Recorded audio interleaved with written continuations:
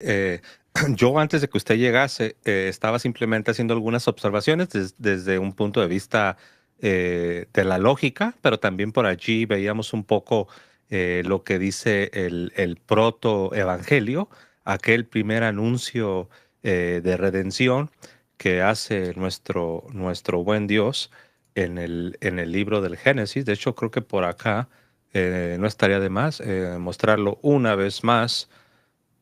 Vamos para allá. Creo que acá lo tenemos.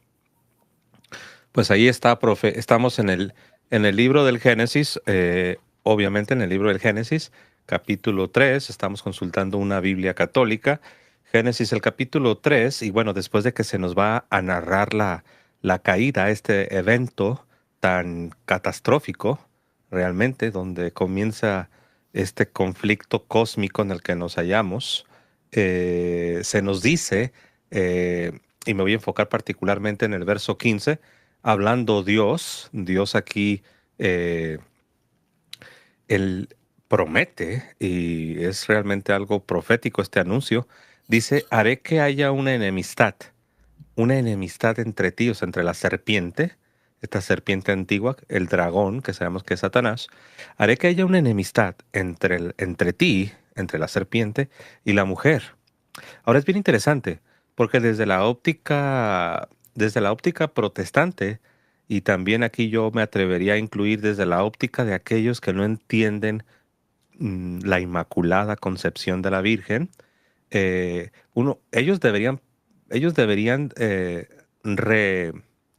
reformular este verso, ¿no? Porque uno esperaría que dijese, haré que haya una enemistad y voy a poner una enemistad únicamente entre la descendencia de la mujer y la serpiente. Pero no, este conflicto, esta enemistad, incluye a la mujer. Ahora, yo hacía una pregunta hace un momento, yo les preguntaba aquí a los hermanos que cómo es que Dios creó a a la primera mujer, a nuestra primera madre. ¿Cómo la creó? Y bueno, la respuesta es obvia, la creó sin pecado, la creó sin mácula, sin mancha. Podemos decir que la primera Eva, nuestra primera madre, que de hecho Eva significa madre de los vivientes. En el orden de la creación, ella es nuestra madre. Y si Dios la crea sin pecado, sin mancha, sin mácula, Dios creó a la primera Eva sin la mácula del pecado, podemos decir que ella es la inmaculada creación, o era, ella era la inmaculada creación. Ahora, ahí es donde entra, si alguien se preguntaba, ¿de dónde viene tu pregunta que le hiciste al sacerdote cuando tú le planteabas que si la primera Eva había sido creada sin mácula? ¿Por qué pensar que la nueva Eva, que se supone que es la restauración de aquello que había sido arruinado por el pecado, por la entrada del pecado, por qué pensar que la nueva Eva, que se supone que es el antitipo, el cumplimiento, la realidad de aquello prometido, de aquello profetizado, diríamos que la primera Eva era la sombra, la primera Eva era la sombra de lo que había de venir? Y aquella que vino en cumplimiento y como parte de la salvación, es la Virgen María. Entonces, ¿por qué pensar que la primera Eva sería elevada a un rango tan alto como para ser creada sin mácula? Y ella es la sombra, pero aquella que es el cumplimiento, que es la realidad, que es la Virgen María, tendría que descender a ser creada o ser concebida con la mancha del pecado original. Entonces ahí yo veo un problema desde el punto de vista escriturario, pero también desde el punto de vista lógico. Y me gustaría escuchar aquí algunos pensamientos que usted que quisiera aportar en este respecto, profe. Muchas gracias, José. Claro, porque lo que tú planteas es que si se diera este caso, la Eva y la nueva Eva, en principio, la nueva Eva es superior a la Eva. Por eso es que una es figura de la otra. La Eva es figura de la nueva Eva. Y siempre la figura es inferior a lo figurado. Pero si no fuese así, entonces lo figurado sería inferior a la figura, lo cual ese es el punto de tu argumento. A eso podemos agregar algo que tiene que ver, es un argumento también metafísico, pero que es consistente con las escrituras, que es que Dios, que es el bien absoluto, el sumo bien, ¿cómo podría ingresar en una naturaleza que estuviese caída por el pecado, aun cuando fuese después con gracia y todo lo que ustedes quieran? Pero si no, María sería un ser como cualquier mujer que nos está escuchando, como mi mamá, como tu mamá, como nuestras abuelas. No puede haber una, o sea, una parte del fundamento de este dogma es entender que María no es como cualquier mujer. Bendita tú eres entre todas las mujeres. No es como cualquier mujer, ni siquiera como las grandes santas del Antiguo y del Nuevo Testamento. No es como cualquier mujer. Entonces, si entendemos que Dios, que es la suma verdad, el sumo bien, la suma belleza, no tiene comunicación alguna con el mal, entonces entendemos también que tiene sentido que la Virgen fuese preservada del pecado, y también tiene sentido que los mismos padres de la Virgen hayan sido santos, San Joaquín y Santa Ana. Así es, sobre todo esta parte que usted vino a recalcar cuando dice que no tiene sentido, que sabemos que en teología está el tipo y está el antitipo, está la sombra y la realidad, está la promesa y el cumplimiento. Entonces no tiene sentido que en este caso la sombra, que es la primera Eva, el tipo, la promesa, lo que apuntaba hacia algo más fuerte y más excelso, no tiene sentido que tenga más gloria y tenga más honor en sus inicios, en su creación, que aquella que es el cumplimiento, que es el antitipo, que es la realidad, que es realmente la obra maestra que Dios hace en Cristo Jesús, la nueva creación. Todo lo que Dios hace en Cristo es precisamente la restauración, es la perfección, es la purificación, la limpieza de aquello que el diablo, la serpiente antigua, echó a perder en el huerto del Edén. Así de que ese punto es bien importante, ¿no? Eh, aparte que, eh, antes de pasar al siguiente punto, me gustaría recalcar que cuando nosotros veíamos hace un momento la promesa, veíamos el concepto de enemistad, ¿no? Veíamos el concepto de enemistad y vale la pena hacer un comentario más sobre este asunto de la enemistad. Nosotros aquí vemos que Dios promete que va a establecer una enemistad. Ahora, nosotros sabemos que cuando hablamos de la amistad con Dios, por ejemplo, cuando hablamos de los santos, de los beatos, de los que alcanzaron la gloria, o simplemente de los que mueren en la gracia, de los que mueren en la gracia de Dios, hablamos de que mueren en la amistad con Dios. Cuando se habla de los beatos, de los santos, decimos que ellos han alcanzado la más alta amistad, la más alta unión con Dios. Ahora, mi comentario final sobre este punto es el siguiente. Mi comentario es el siguiente. Ok, entonces, si nosotros sabemos que la amistad perfecta es estar libre de pecado, cuando se dice que estamos en amistad con Dios es que ya no hay algo que nos separa, ya no hay impedimento, y estamos unidos. Entonces nosotros sabemos que la enemistad, eh, la enemistad es precisamente la presencia del pecado. Cuando estamos enemistados con Dios, ¿por qué estamos enemistados? Porque hay todavía pecado o remanentes de pecado, pero pecado, para no meternos en demasiados detalles, hay pecado. Entonces, si Dios promete que habría una enemistad entre la mujer, la madre del Mesías, y la serpiente, si Dios promete establecer una enemistad, lo que Dios está diciendo es, mira, la amistad que ustedes han trabado, la amistad que ustedes han establecido por el pecado, la unión que ustedes han logrado por el pecado, por la desobediencia, yo la voy a desbaratar. Yo la voy a desbaratar, voy a establecer una enemistad entre la serpiente y la mujer, y también entre su descendencia, que es el Mesías. Entonces este concepto de amistad, enemistad, tiene que ver con pecado o ausencia de pecado. Pecado o ausencia de pecado. Amistad, enemistad. Y ya desde aquí se dice que se iba a establecer en el futuro una enemistad entre la serpiente y no solamente el hijo de la mujer, sino también entre la serpiente, entre ti y la Mujer. Bueno, pienso yo que es un detalle interesante, que es parte de la promesa. Eh, no sé si te vino algo a la mente, Juan Carlos. Sí, que agregar a esto que estás diciendo, que bueno, evidentemente el hecho de que los ortodoxos se hayan separado en el año 1054, ¿no? Si no me equivoco. Aquí también saludos a Horacio Justo, que nos acompaña. El hecho de que los ortodoxos se hayan separado, obviamente, hace que los hechos posteriores al cisma, ellos se sientan como en libertad de aceptarlos o no, y por supuesto sabemos que el dogma de la Inmaculada Concepción fue definido en el siglo XIX, con precisión en el año 1854 por Pío IX en el dogma, en la encíclica, perdón, Ineffabilis Deus. Justamente uno de estos fragmentos quiero leerlo. Cuando el Papa expone los puntos, toca el punto 5 y dice que los papas, esto estoy citando a Pío IX, los papas prohibieron la doctrina contraria a la Inmaculada Concepción, lo pone entre los argumentos, y dice: para que la doctrina misma de la concepción inmaculada de la Virgen permaneciese intacta, los papas prohibieron severamente que se pudiese defender la opinión contraria a esta doctrina.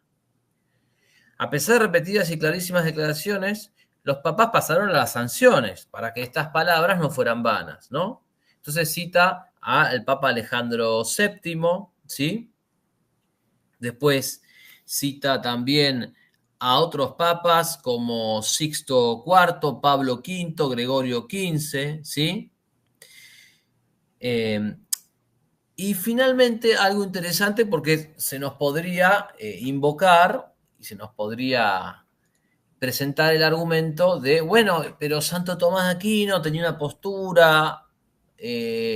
Bien, Santo Tomás de Aquino, el más grande de los sabios y el más santo de los sabios y el más santo y el más sabio de los santos, no podía escapar a las limitaciones de la biología de su tiempo. Y en la biología de su tiempo no se conocía bien lo que hoy conocemos como concepción o fecundación. Por lo tanto, Santo Tomás, y aquí quiero remitir a un artículo excelente, muy claro, que está en Infocatólica. El artículo se llama La doctrina de Santo Tomás y la Inmaculada Concepción de María, escrito por el licenciado Néstor Martínez, ¿sí? Uruguayo. Y lo que aquí explica es que Santo Tomás distinguía la animación de la concepción, ¿sí? Distinguía entre el momento de concepción y momento de animación. ¿Por qué? Y lo cito: siguiendo la biología de su tiempo, que hoy sabemos que era una biología insuficiente, Santo Tomás entiende que el alma espiritual es creada e infundida en el ser humano un tiempo después de que su carne ha sido concebida, ¿sí? Entonces, claro, ahora hablo yo, ¿no? Entonces, claro, si había un error de base o en términos científicos, es lógico que luego lo que se filosofa o lo que se declara en sede teológica estuviese afectado del error. Sin embargo, como sabemos, eh, la Iglesia, aún aceptando la doctrina de Santo Tomás, en este punto la Iglesia declaró en el siglo XIX la Inmaculada Concepción de María.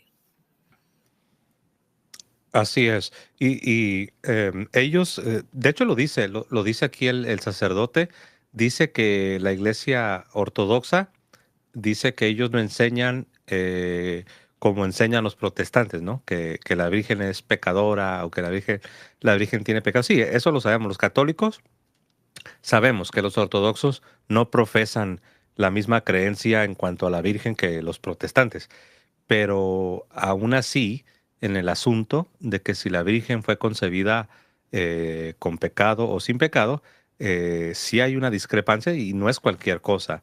No es cualquier cosa, sobre todo ahora, pues después de casi bueno, iba a decir 1000 años, sé que con el tiempo de Agustín perdón, Santo Tomás de Aquino. En el tiempo de Santo Tomás de Aquino había algunas especulaciones y sé que la especulación era sobre en qué momento exacto había recibido esa gracia la Virgen. Y como bien acaba de decir el profesor Monedero, en aquel tiempo no se tenía bien claro el entendimiento que hoy tenemos cuando decimos que la vida comienza desde el mismo instante, en el mismo instante de la concepción. Entonces, manejando esas categorías, obviamente se entiende que la Virgen habría sido, habría comenzado la vida de la Virgen sin pecado. Eh, pero miren, ahora yo quiero hacer lo siguiente. Quiero traer a la pantalla, a ver dónde quedó. Acá, miren. Vamos a ver eso, que yo creo que si el sacerdote llega a ver esto le puede parecer muy interesante al sacerdote, profe Monedero. Mire, dice así, dice, es imposible pensar que la iglesia primitiva, tanto de Oriente como de Occidente, es imposible pensar que la iglesia primitiva creía que María había estado sujeta al pecado original, ya que tanto los padres griegos, los de la parte oriental, los ancestros, por así decirlo, de los ortodoxos que están en la parte oriental, dice, ya que tanto los padres griegos como los latinos la alaban a la Virgen llamándola y vamos a ver cómo es que la alaban. Esos son títulos tomados de la patrística tanto oriental como occidental y vean cómo se expresan de la Virgen. Toda santa, paraíso virginal preservado de la maldición de Dios, un milagro de gracia más santo y puro que los ángeles. Pregunto aquí, profe Monedero, ¿cómo fueron creados los ángeles? ¿Con mácula o sin mácula? Bueno, por Por supuesto, supuesto, fueron fueron creados creados sin sin mácula. mácula. O O sea, sea, fueron no creados en en estado estado puro. Sí, Sin digamos, embargo, ujú, sin Sin embargo, embargo, tenían la posibilidad de pecar y de hecho algunos pecaron. Se se dice dice que que un un tercio tercio de los de los ángeles, ángeles, encabezados encabezados por por el el demonio, demonio, se se rebelaron rebelaron contra contra Dios, ujú. ¿no? Pero fueron creados sin la mancha del pecado cuando Dios los hizo, ¿no? Cuando Dios los formó. Pero lo interesante es que dicen que es un milagro de gracia más santo, o sea, dice, no igual que los ángeles, sino dice más. Dice, un milagro de gracia más santo y puro que los ángeles. Luego la llaman virgen sin la más mínima mancha de pecado.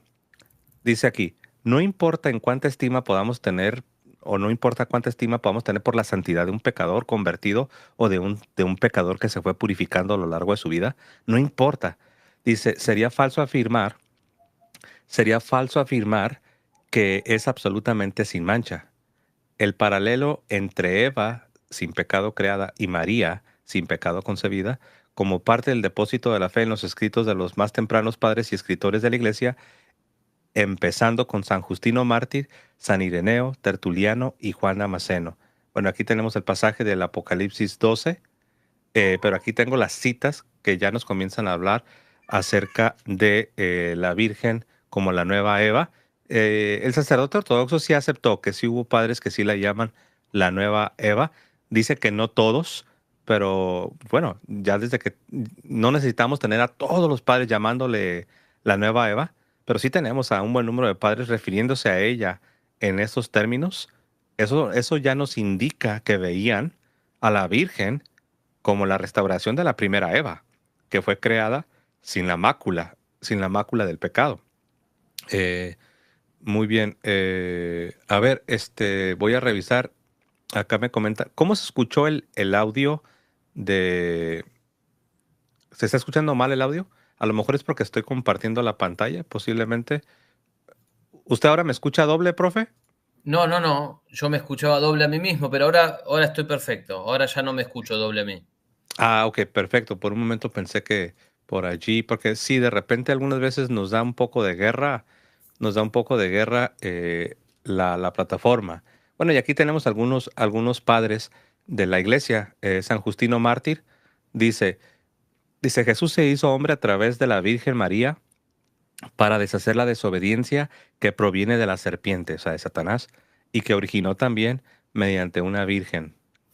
Aquí está hablando, se refiere a Eva, a la primera Eva, como una virgen, pura, sin mancha, sin mácula. Es interesante, profe, ver cómo todo este lenguaje gira en torno al protoevangelio, aquella promesa, ¿no? A la caída y cómo Dios promete que pondría enemistad entre la mujer y la serpiente y entre el hijo de la mujer y la serpiente. Y ya vimos que este concepto de amistad, enemistad, amistad con Dios significa estar, libre del pecado, hablando de la amistad en el sentido pleno. Y la enemistad con Dios significa la presencia del pecado, lo que nos separa y nos aparta de Dios.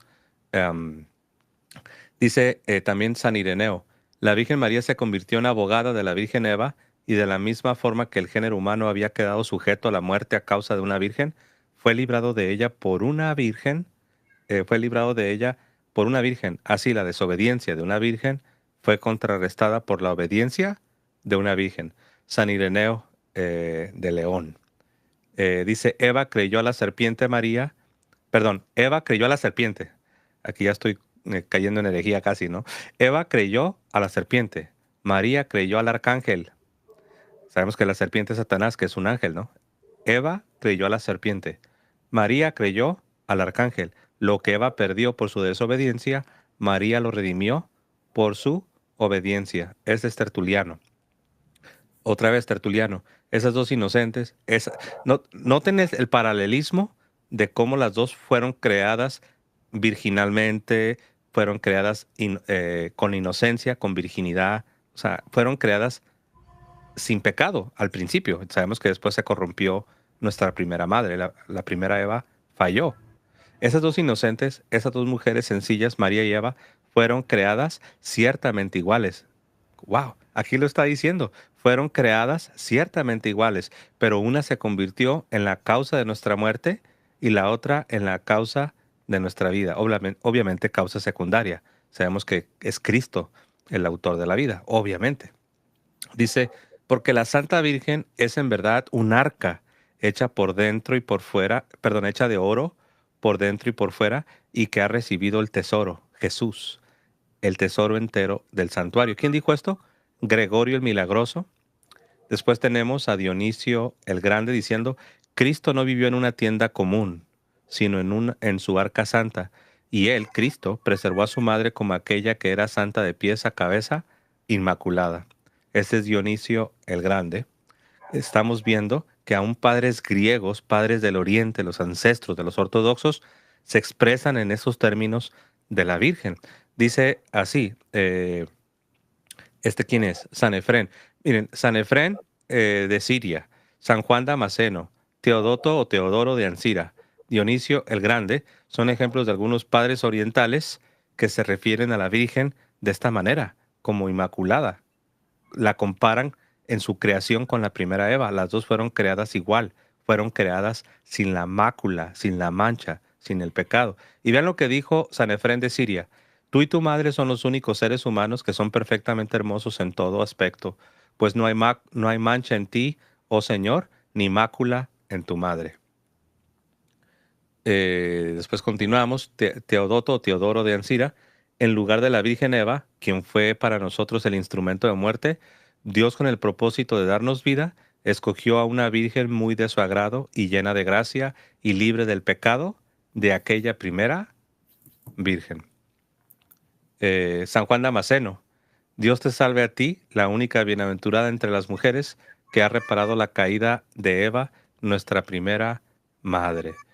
Pero y podemos continuar, ¿no? San Atanasio de Alejandría nos da esta otra cita. Oh noble Virgen, verdaderamente tú eres más grande que toda otra grandeza, oh morada de la palabra de Dios, a quien de entre todas las criaturas te de comparar, oh Virgen, vestida de pureza en lugar de oro, tú eres el arca de donde se encuentra el verdadero maná, es decir, la carne donde reside la divinidad. San Atanasio de Alejandría.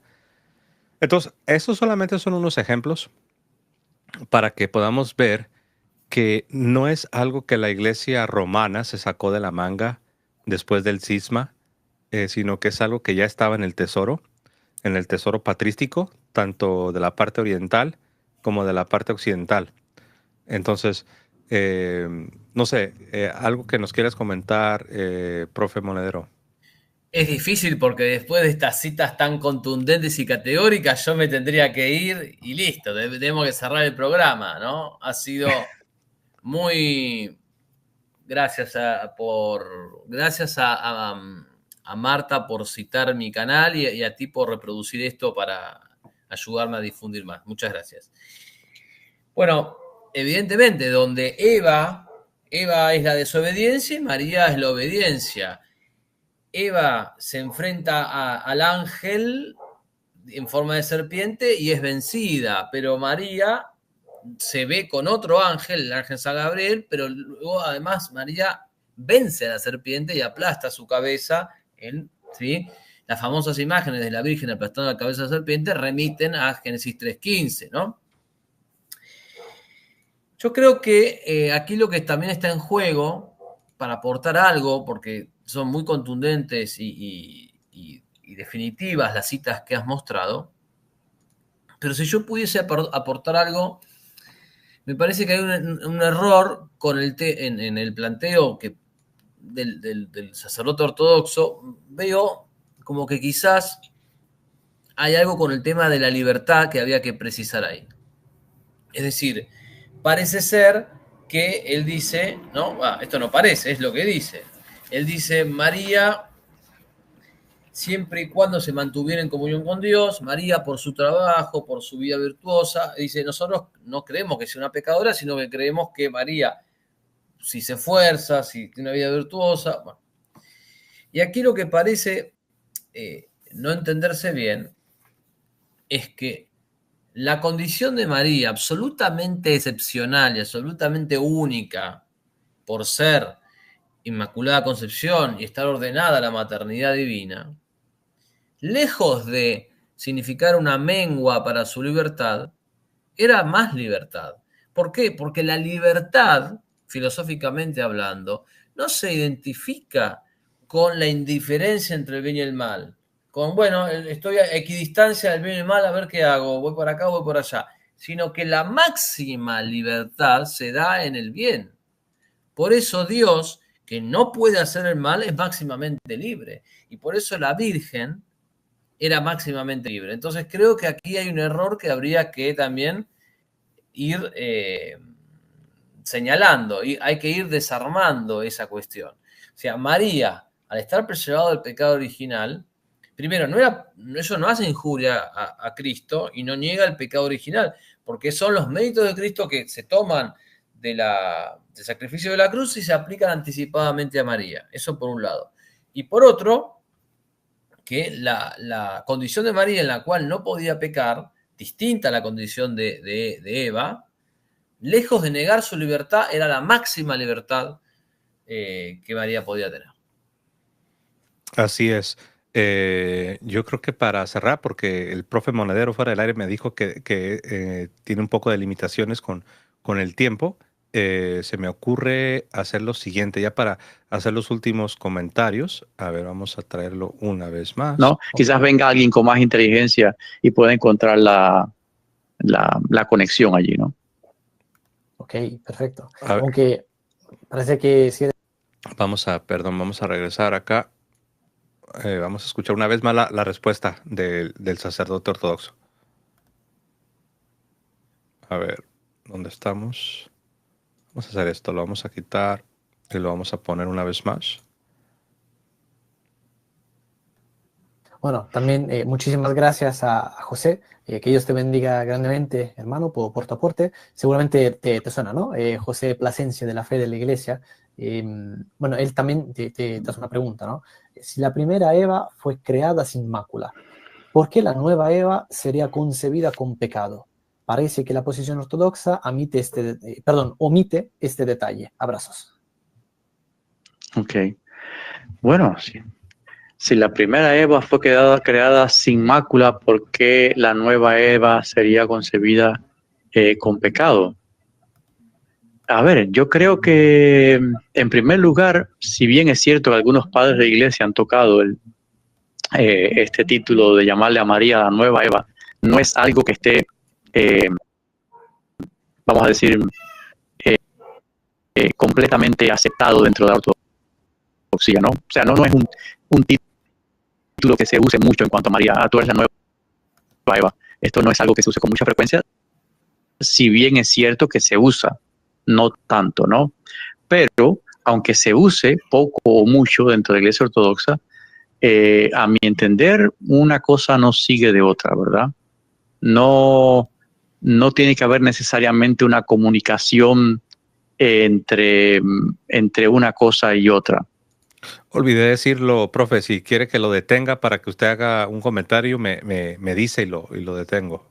¿No? No, está bien. De hecho, muy bien. María, no es que la Iglesia Ortodoxa diga María tiene pecado. No, la Iglesia Ortodoxa no dice que María tiene pecado, ¿no? Pero que esta... Pero lo que sí dice es que María tuvo pecado.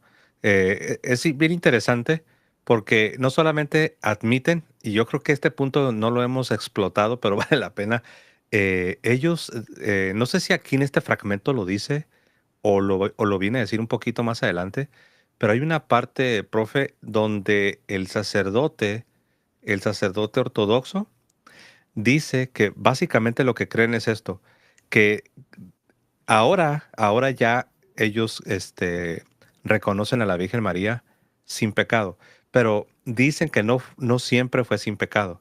No solamente fue concebida con pecado, sino que nació con pecado, creció y vivió con pecado, pero dicen que ella gradualmente, paulatinamente, con la gracia santificante, que ella fue purificándose, santificándose, purificándose, santificándose, y así como los santos que van progresando y van progresando, van progresando y van progresando, en algún momento se entiende, de acuerdo a lo que él dice, en la vida adulta o la vida madura, no sé en qué momento de la Virgen, ella habría alcanzado la santidad. Pero eso, entonces, ¿qué estamos viendo? Que ni siquiera Santo Tomás de Aquino, ni siquiera cuando hubo alguna especulación, jamás nadie admitió todas estas ideas de que la Virgen María eh, eh, no solamente fue concebida con pecado, no solamente nació con pecado, no solamente es de que era bebé con pecado, sino que ella todavía crece su juventud y su vida todavía luchando contra el pecado. Entonces, no sé, ¿qué le viene a la mente cuando usted escucha esta noción? O no sé si quiere que deje que corra el video para que él termine o prefiere ahora mismo comentar. Tengo uno o dos comentarios. Primero, como bien dices, esta idea ni siquiera está entre los que dudaban o los que tenían posiciones teológicas distintas en una época que no estaba definida, ¿sí? Porque Santo Tomás tenía esta oposición cuando la ciencia no tenía ese conocimiento y cuando el dogma no estaba definido.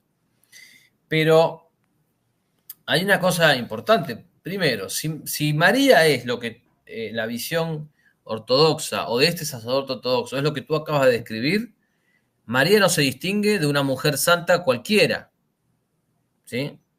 O sea, María sería como, no sé, Santa Juana de Arco, que me encanta, está todo bien, me fascina, pero María sería una mujer santa más. Ahora, San Juan Bautista, que como las escrituras vemos, fue santificado no desde la concepción, pero sí antes del nacimiento, porque cuando la Virgen se encuentra con Santa Elisa, ¿sí? San Juan Bautista reconoce a Cristo, entonces San Juan Bautista sería superior a la Virgen. Porque por lo menos él no tendría, hubiese sido santificado desde antes del nacimiento, o sea, no de la concepción, pero sí antes del nacimiento. O sea,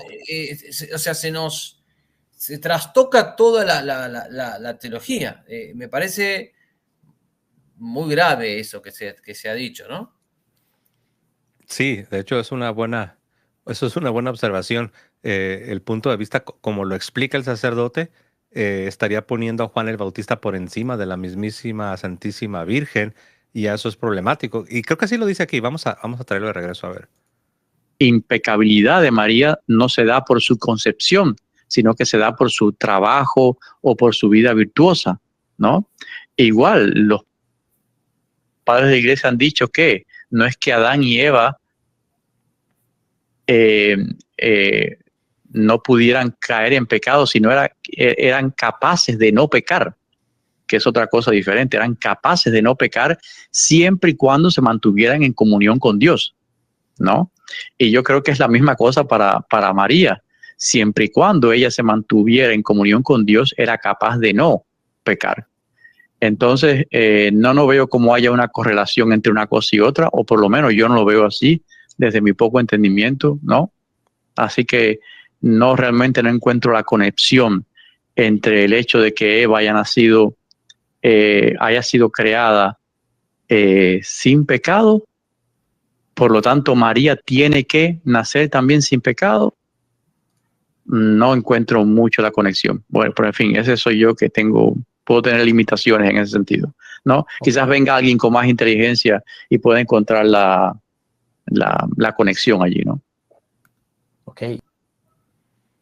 Bueno, entonces sí lo dice. Y más adelante, cuando le preguntaron sobre la asunción de la Virgen, volvió a repetir la misma idea de que la Virgen se santificó no porque fue concebida sin pecado, sino que fue como los santos, como tú explicabas, así como si fuera otro santo o otra santa.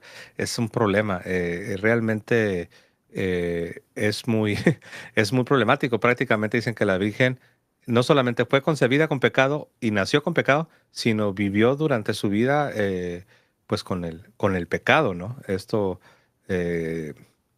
Wow. Entonces Juan el Bautista habría recibido una gracia más grande, porque Juan el Bautista fue lleno del Espíritu Santo desde el vientre materno. Entonces, sí, ¿no? Eso es ahí problemático. Muy bien. Estoy viendo a ver si hay alguna pregunta o si mientras usted tiene un comentario, mientras que yo veo quizás alguna pregunta. ¿Cómo no? Solamente volver a releer un fragmento de la encíclica Ineffabilis Deus de Pío IX, en el punto 13, justamente habla de nuevo del paralelo entre María, la Virgen y Eva, y dice: para defender la original inocencia y santidad de la Madre de Dios, no solo fue comparada ella muy frecuentemente con Eva, todavía virgen, todavía inocente, todavía incorrupta, y todavía no engañada por las mortíferas acechanzas de la serpiente, sino también la antepusieron a ella, o sea, antepusieron a Eva, a la Virgen, o sea, primero la Virgen y luego Eva, con maravillosa variedad de palabras y pensamientos. Y dice: pues Eva, miserablemente complaciente con la serpiente, cayó de la original inocencia y se convirtió en su esclava. O sea, Eva en la esclava de la serpiente.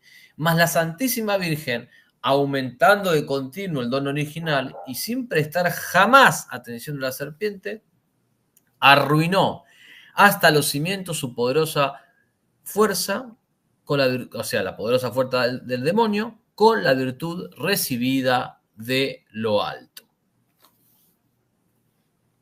Pues ahí lo tienen. Acá ya me están recordando que cuando volvió a tocar el tema de que la Virgen fue santificada así como los santos, fue cuando trató el tema del pecado original. Sí me sorprendí, sobre todo porque la manera como este sacerdote ortodoxo explica cómo logró la santificación a la Virgen, es una manera que nadie nunca lo trató, nadie jamás entendió, ni siquiera cuando hubo alguna controversia especulando sobre el momento exacto en que habría recibido. Siempre la especulación era si fue antes de nacer o después de nacer. Nunca se tuvo estas ideas que el sacerdote dice, ¿no? Que habría nacido y vivido con pecado y que fue un proceso de santificación y que fue venciendo al pecado. Eso realmente es novedoso. Me pregunto si será la posición oficial de los ortodoxos o él es la forma como él lo explica. Reconozco que no estoy seguro si eso que él dijo es la posición oficial de los ortodoxos o quizás es algo a título personal.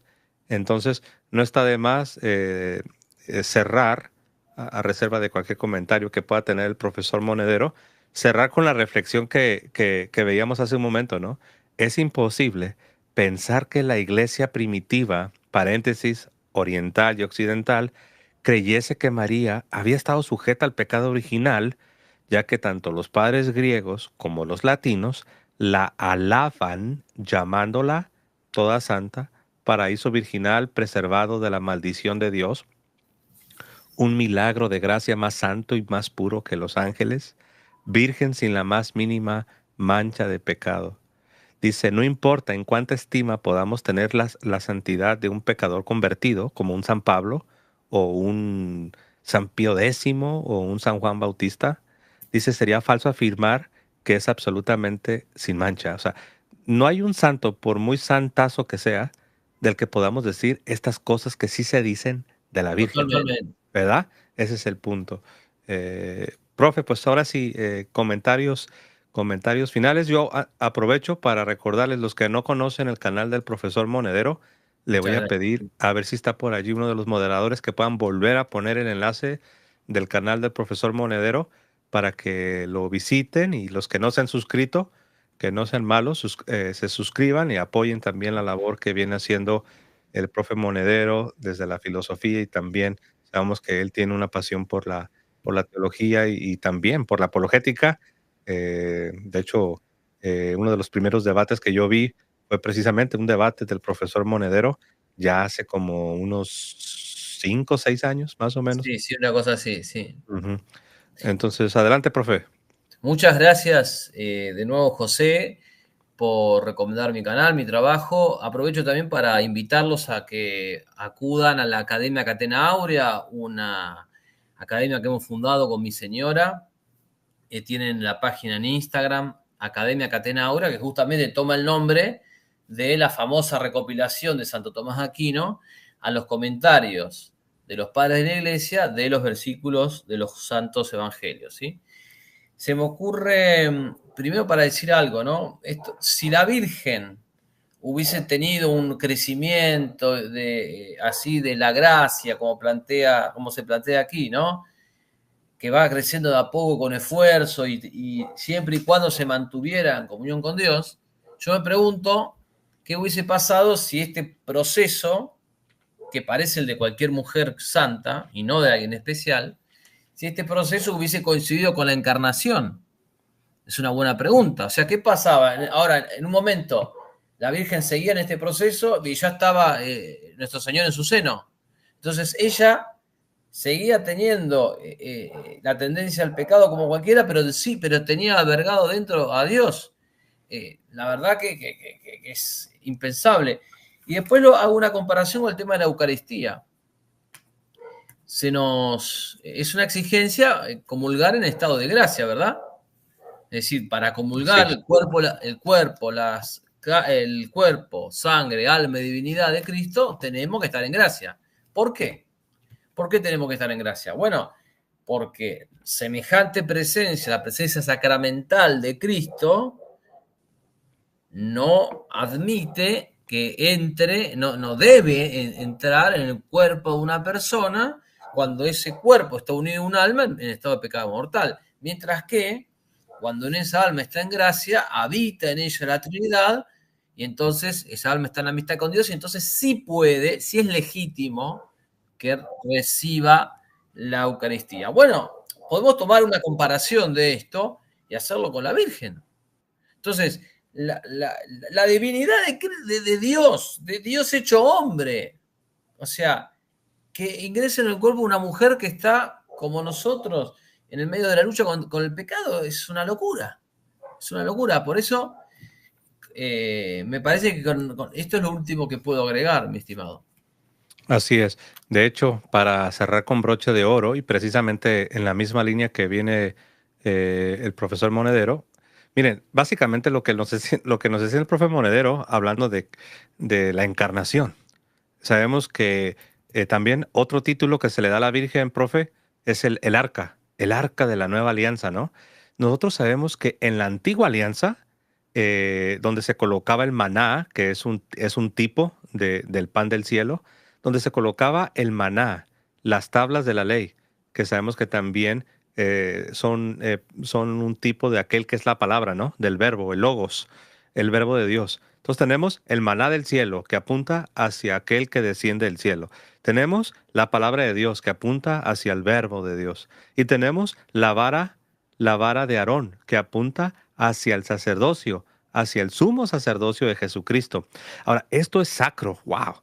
Imagínense las tablas de la ley, el maná del cielo y la vara de Aarón, del sacerdote, del sumo sacerdote. Todo eso se tenía que colocar en un lugar bien especial. Alguno dirá, te refieres al Santísimo, ¿no? Al Santísimo. Sí, pero todavía, aparte de que se ponía en el Santísimo, se tenía que colocar sobre un recipiente pulcro, un recipiente puro, un recipiente consagrado, un recipiente especial. Tú dirás, te refieres al arca. Exacto. Ahora, esa arca estaba forrada de oro puro, con materiales especiales.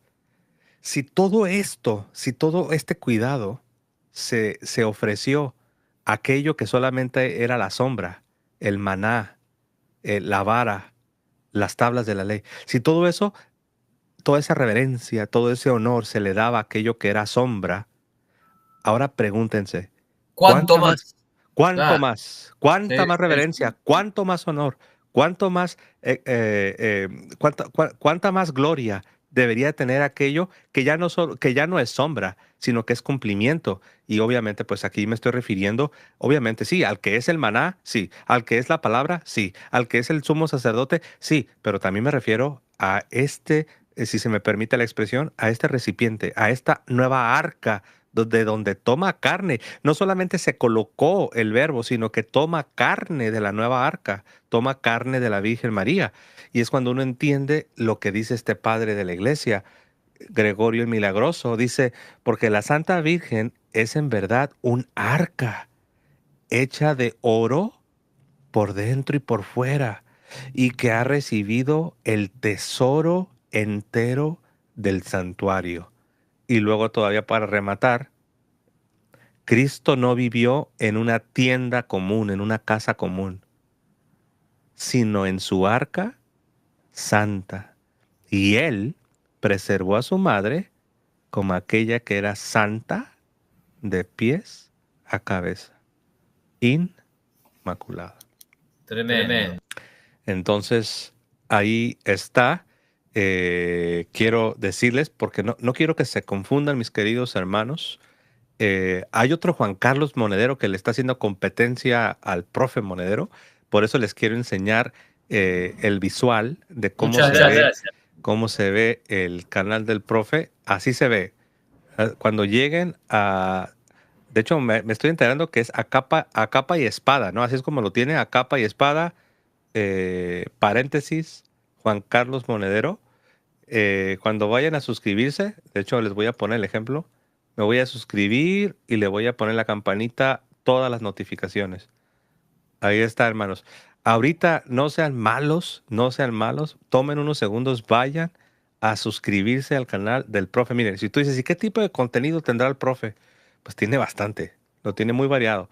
Teología, filosofía, historia, apologética. Cultura, hay mucho debate contra el aborto, la ideología de género, contra el liberalismo, contra el marxismo, oratoria, argumentación. Ahí lo tienen. Pues tiene bastante, la verdad. Es que ya el profe ya tiene bastantes años en esto y pues yo quise enseñárselos para que vean cómo se ve y no se vayan a confundir con el otro Juan Carlos Monedero que por allí anda haciendo la competencia, ¿no? Muy bien, pues profe, yo me la pasé muy bien y me dio mucho gusto que nos haya acompañado con tan excelentes aportaciones como siempre. A la gente también le dio gusto verlo por acá. Espero que cada que pueda y el tiempo lo permita, podamos tener alguna otra colaboración, profe. Y por supuesto, José, para mí de nuevo es un gusto también estar contigo, compartir estos momentos y decir que he aprendido mucho de ti y que además valoro el modo que tienes de las controversias en los debates, porque tienes un gran autocontrol y templanza, que es cosa que a veces escasea en los debates y eso también ayuda a que la gente del otro lado pueda comparar y ver el poder de los argumentos, ¿no? Y no recursos de ataques personales que están completamente fuera de lugar. Además, realmente no necesitamos usar esos recursos. O sea, la verdad de la iglesia es suficiente, no necesitamos ningún tipo de ataque personal. Así que eso lo valoro de tu forma de hablar, de tu cadencia en las palabras, de tu forma de manifestarte. Valoro también tu contenido y para mí es un gusto estar contigo aquí. Vuelvo a recomendarles a aquellos que quieran aprendernos, digamos, con los cursos que dictamos. Dictamos cursos de apologética, de historia, de filosofía, de teología, también somos críticos de la teoría de la evolución, ¿sí? También ofrecemos argumentos al respecto. Oh, pues somos del mismo equipo, profe. Yo también soy un enemigo férreo en contra de la evolución. Sí, bueno, buenísimo. Es más, nosotros en el 2019 me invitaron para un debate y tuve un debate con el profesor el doctor en filosofía Oscar Beltrán, que fue profesor mío en la UNSTA, en la Universidad del Norte de Santo Tomás de Aquino. El debate lo tengo grabado ahí en el canal, lo pueden ver. Y además a mí realmente me resulta inaceptable esta idea de un evolucionismo cristiano. Bueno, presenté muchísimos argumentos a eso. Vamos, querido. Bueno, un día vamos a hablar de eso si quieres. Me encantaría. Y hay mucho material al respecto. También dictamos cursos de italiano en la Academia Catena Aurea, así que lo pueden encontrar en Instagram. Y te agradezco muchísimo el espacio y el acceso a esta audiencia. Perfecto. Entonces, para que quede claro, los que se mostraron interesados en la academia, tienen que buscarlo por medio de Instagram, ¿correcto? Así es. Sí, es Y más, ahora te puedo pasar el link. Sí, de hecho, si gusta, no estoy seguro si usted lo pasa directo, no estoy seguro si se va a reflejar, pero si me lo manda por no sé si aquí tenemos el chat privado. A ver. Ahí te lo mandé por chat privado, sí. Ok, entonces ¿sabe qué? Como no tengo mi cuenta habilitada de Instagram, no me deja ver, me pide Claro. me pide que entre, pero no tengo mi cuenta por ahora habilitada. Pero, ¿cómo se llama en Instagram? La gente que lo quiere ir a buscar en Instagram, ¿cómo lo encuentran, profe? Puede encontrar tanto mi página personal como la página de Academia Catenaura. Ahí se la pasé a uno de los moderadores, Ok. ¿sí? A ver si puede ponerlo con mucho gusto, si no, no hay problema. Porque no recuerdo si tengo habilitado, ya ve como de repente llegan personas y te quieren pasar links así medio raros, pero tal vez un moderador sí puede. Ah, sí se pudo, sí se pudo. A ver, ahí lo están enseñando, ya está en el chat, hermanos.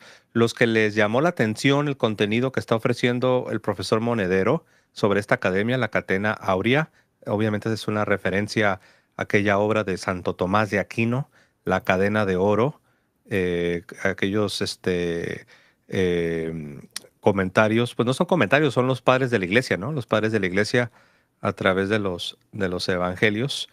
¿De ahí tomó el nombre de la Catena Aurea de Santo Tomás de Aquino? Ujú. Así es. Perfecto. Pues los que quieren, solo hagan clic en el chat. Ahí ya lo están poniendo. Hagan clic y ojalá que puedan interesarse en algún curso, en el contenido del profesor Monedero. Te agradezco mucho. Y ahí también pasé el artículo de Infocatólica que explica muy bien el tema de la Inmaculada Concepción en Santo Tomás de Aquino, ¿sí? Nosotros dimos apenas un aperitivo, pero ahí se explica muy bien esto del error de la biología de su tiempo, ¿sí? Y cómo un excelente artículo de Néstor Martínez lo dejamos ahí a disposición para todos los interesados, ¿sí? Perfecto, pues ahí ya, gracias a Arte por apoyarnos poniendo los enlaces. Muchas gracias y a los moderadores. No sé si aparte de Arte estará algún otro moderador. Creo que sí, por ahí vi a Raúl. Gracias por apoyarnos, chicos. Profe, a nombre de toda la audiencia, muchas gracias. No solamente estuvo interesante el programa, sino que me la pasé muy bien. Así es de que muchas gracias. Un saludo para su querida familia. Le dice que los chicos de la banda le dicen a ella que gracias por prestarnos a su marido, gracias por prestarnos a su esposo por una hora, o no, de hecho, 1 hora y media. Bueno, usted llegó un poquito después, ¿verdad? Mínimo 1 hora estuvo por acá, así de que muchísimas gracias, profe. Un fuerte No, abrazo. a ti. Y hermanos, pues nos despedimos como siempre, diciendo que viva Cristo Rey y que viva Santa María siempre Virgen.